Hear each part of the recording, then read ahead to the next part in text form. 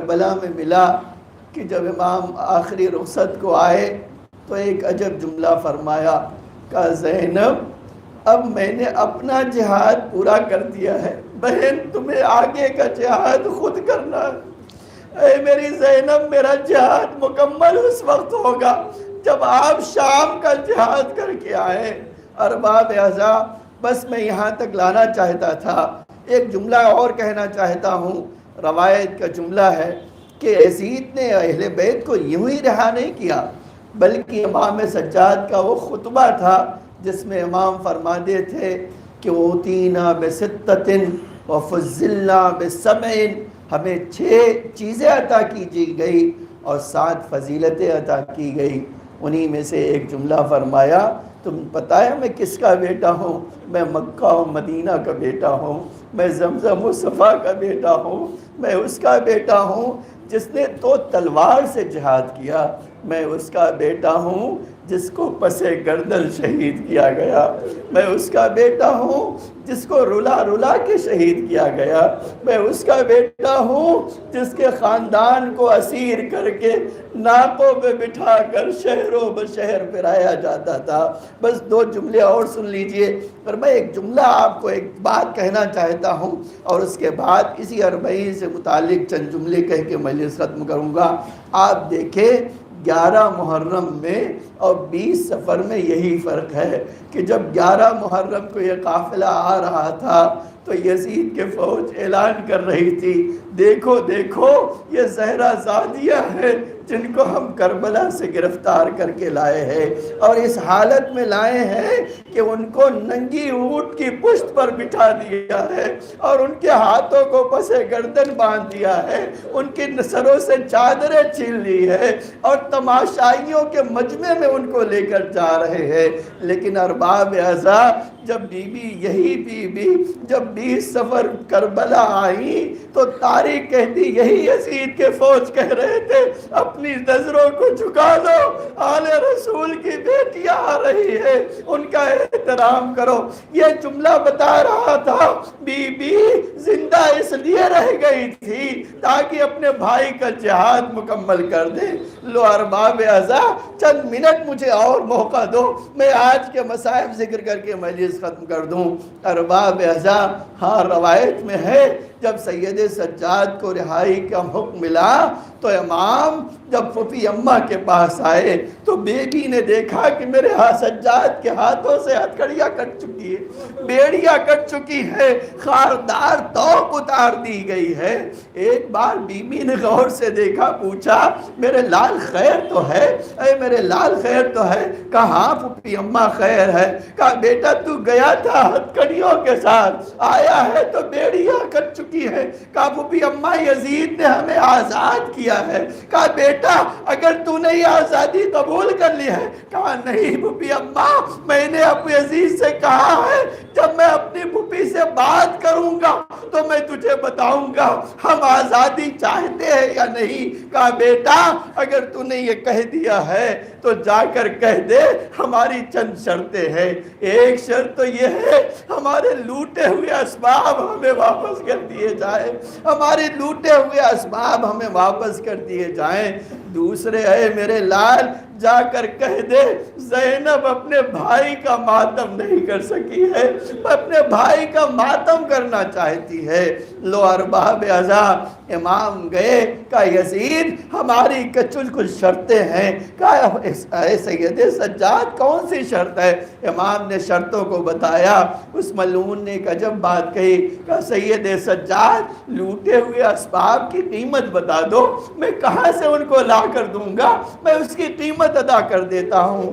یہ جملہ سننا تھا، سید سجاد تڑپ گئے، کہا اے یزید تو ہماری پھوپھی کی چادر کی قیمت دے سکتا ہے، ہماری بہنوں کی پردوں کی قیمت ادا کر سکتا ہے، تو ہمارے تبرکات کی قیمت ادا کر سکتا ہے، نہیں تو ہمیں وہی سامان جو تیرے پاس ہے وہ واپس کر دے، ہمیں قیمت کی ضرورت نہیں ہے۔ کہا سید سجاد دوسری کیا شرط ہے؟ کہا ایک گھر خالی کر دے تاکہ ہم اور اپنے حصہ کا ماتم کر سکے۔ کہا ہاں یہ ہو سکتا ہے، میں شہر کے کنارے ایک گھر خالی کروا دیتا ہوں۔ لو ارباب اعزا آپ صاحب دل ہو، ذرا احساس کرنا، میں ایک بات کہنا چاہتا ہوں، جو بی بی کے غم کو بے چین کیے ہوئے تھا، اور بی بی نے مختلف موقعوں پر یہ بات کہی، اور خاص طور سے جب رہائی کا وقت ہوا تو بی بی نے یہ جملہ کہا، گھر خالی ہو گیا۔ بی بی نے پہلی بار فرش عزا بچھائی، مسند کو سجایا، مسند کو لگایا، اس کے بعد سید سجاد کو بلایا۔ آپ اندازہ کریں بی بی کو کس قدر طلب تھا اس بات کو، سید سجاد کو بلا کر مسند پہ بٹھایا۔ ایک بار مولا نے پوچھا، پھوپھی اماں یہ مجلس آپ نے برپا کی ہے، لوگ پرسہ دینے کے لیے آ رہے ہیں، ہر ایک آپ کے پاس آنا چاہتا ہے، پھوپھی اماں آپ نے مجھے یہاں کیوں بٹھایا؟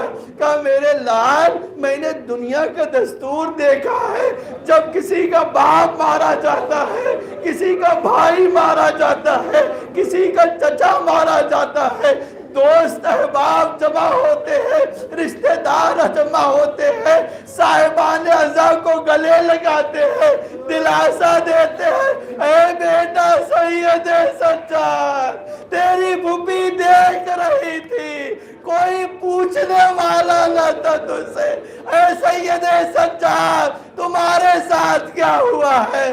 بیٹا میں تجھے پرسہ دینا چاہتی ہوں، اے میرے لال اپنے چچا عباس کا پرسہ قبول کر لے، بیٹا اپنے بھائی علی اکبر کا پرسہ قبول کر لے، اے بیٹا اپنے شیشش ماہ بھیا کا پرسہ قبول کر لے۔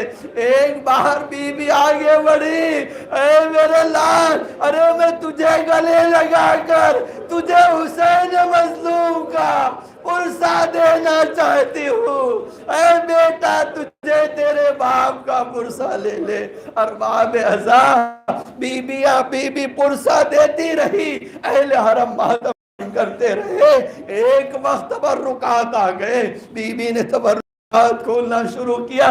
عجب جملہ ہے، بیٹا سید سجاد یہ انگوٹھی کس کی ہے؟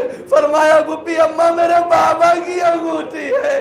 کہا بیٹا یہ انگوٹھی کیسے آ گئی ہاں؟ کہا پھوپھی اماں ارے میرے بابا کے ہاتھوں کو قلم کر کے میرے بابا کے ہاتھوں سے یہ انگوٹھی لوٹی گئی۔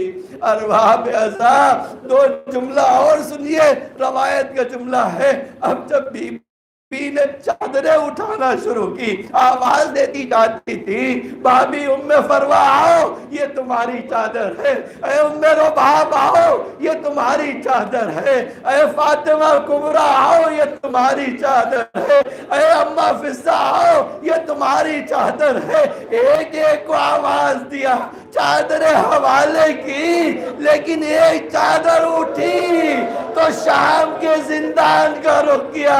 اے میری سکینہ بیٹا تو ہمیشہ پوچھتی تھی پھوپھی اماں ہمیں چادر کب ملے گی، اے میرے لال اب چادر آئی تو تجھے یہ اوڑھنا نصیب نہ ہوا۔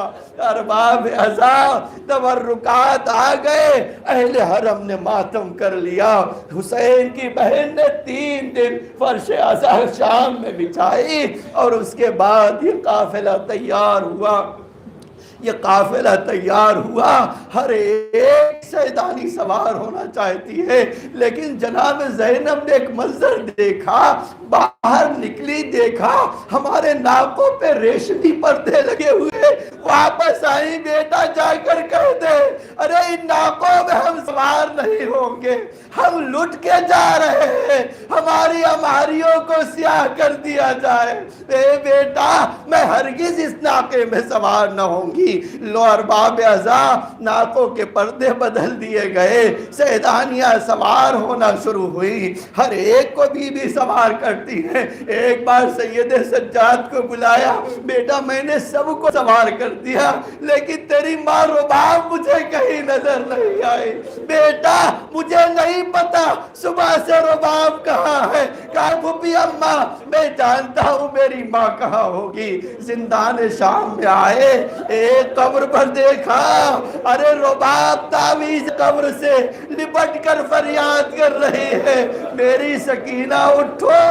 بیٹا تم ہمیشہ پوچھتی تھی، شام ہوتی تھی پرندے جب اڑتے ہوئے دکھائی دیتے تھے، اے میری لال تم پوچھتی تھی اماں یہ پرندے کہاں جا رہے ہیں، اے اماں یہ کہاں جا رہے ہیں، میں جواب دیتی تھی بیٹا یہ شام ہوتی ہے اپنے گھروں کو جاتے ہیں۔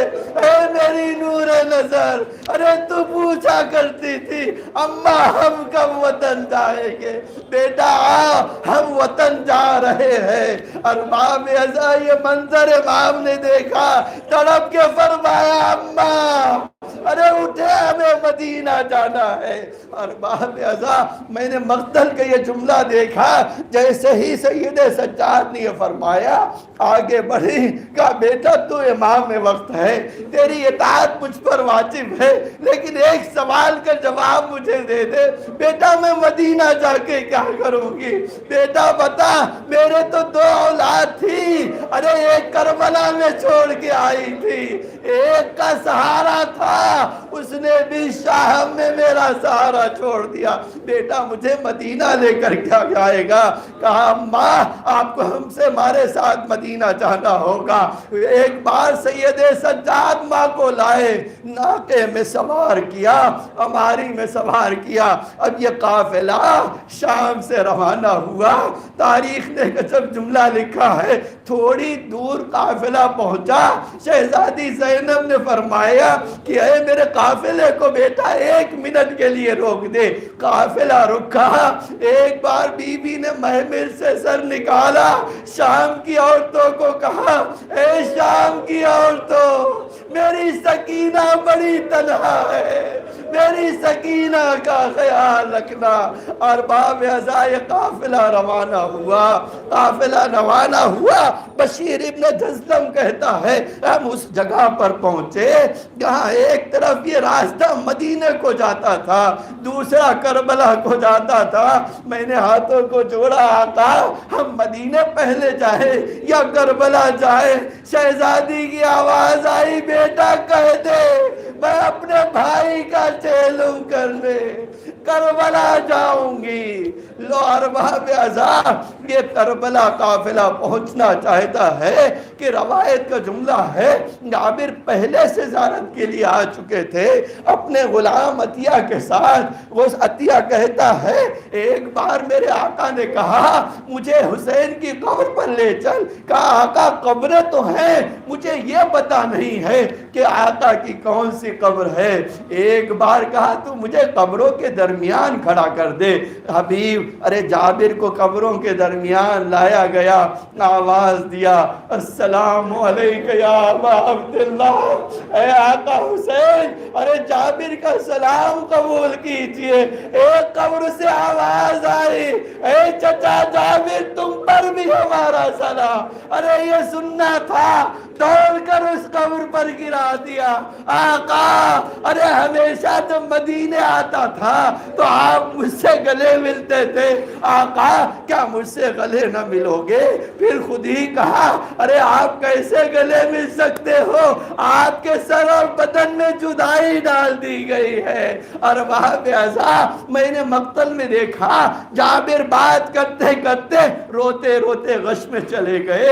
ایک بار دیکھا آقا حسین سامنے کھڑے ہیں اور زخموں سے ان کا بدن چور چور ہے۔ کہا مولا میں نے سوچا نہ تھا آپ اس قدر زخمی ہوں گے۔ کہا اے جابر کربلا میں ہم پر بہت کچھ گزر گئی اے جابر، لیکن ایک بات کہنا چاہتا ہوں جلدی سے دور چلے جاؤ، کربلا سے دور چلے جاؤ۔ ایک بار جابر نے ہاتھوں کو جوڑا مولا مجھ سے کوئی خطا ہوئی؟ کہا نہیں جابر۔ کہا مولا پھر کیا بات ہے؟ کہا جابر میری بہن کربلا آ رہی ہے، مجھے پتا ہے میری زینب جب کربلا آئے گی تو اس کا دل خراش میں نہیں چاہتا کسی کے کانوں میں آئے۔ اور باب ازا دو جملے اور مجلس ختم کیا میں نے۔ روایت کہتی ہے اب یہ قافلہ کربلا میں وارد ہوا، سیدانیوں نے اپنے آپ کو گرایا اور ایک بار سید سجاد سے کہا اے بیٹا مجھے قبر پر لے چل، میرے بھائی کی قبر پر لے چل۔ امام سجاد آئے، بھائی کی قبر کو دکھایا، بی بی نے تڑپ کر فریاد کی، کہا بیٹا میں تجھے ایک بات کہتا ہوں، ایک بات کہتی ہوں بھیا، میں کہیں بھی جب بھی آپ کے پاس آتی تھی اٹھ کے آپ استقبال کرتے تھے، میرا احوال پوچھتے تھے، بھیا اٹھو تمہاری زینب شام سے آئی ہے، بھیا نہیں پوچھو گے شام میں کیا گزر گئی۔ روایت کہتی ہے بی بی بھائی سے بات کرتی رہی، ایک بار اٹھی اور ایک جملہ سید سجاد سے کہا، بیٹا سید سجاد بتا دے میرا غیرت بھائیدار بھائی عباس اس کی قبر کہاں ہے۔ ایک بار سید سجاد کہتے بھپی اماں آئیے فرات کے کنارے میرے چچا کی قبر ہے۔ اب جب سیدانیوں کو لے کر گئی ایک جملہ سیدانیوں سے کہا، سیدانیوں ارے سب کچھ بیان کر دینا لیکن میرے غیرت دار بھائی سے نہ کہنا کہ شام میں اپنی سکینہ کھو کر آئے۔ اے بیویوں میرا غیرت دار بھائی ارے قبر میں تڑپ جائے گا، میں اس کو نہیں چاہتی، ارے اس وقت بھی اپنے عباس کو تڑپاؤں۔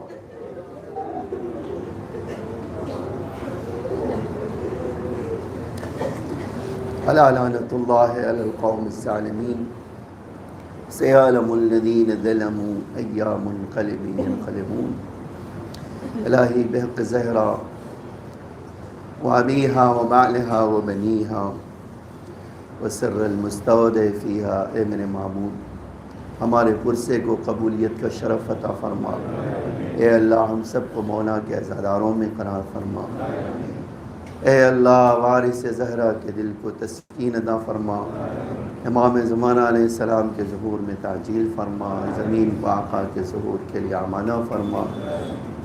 اے اللہ ہم سب کو آقا کے خدمت گزاروں میں قرار فرما۔ اے اللہ ہمارے ڈھیر سارے گناہوں کو معاف فرما، ہمارے مختصر سے اعمال کو قبول فرما۔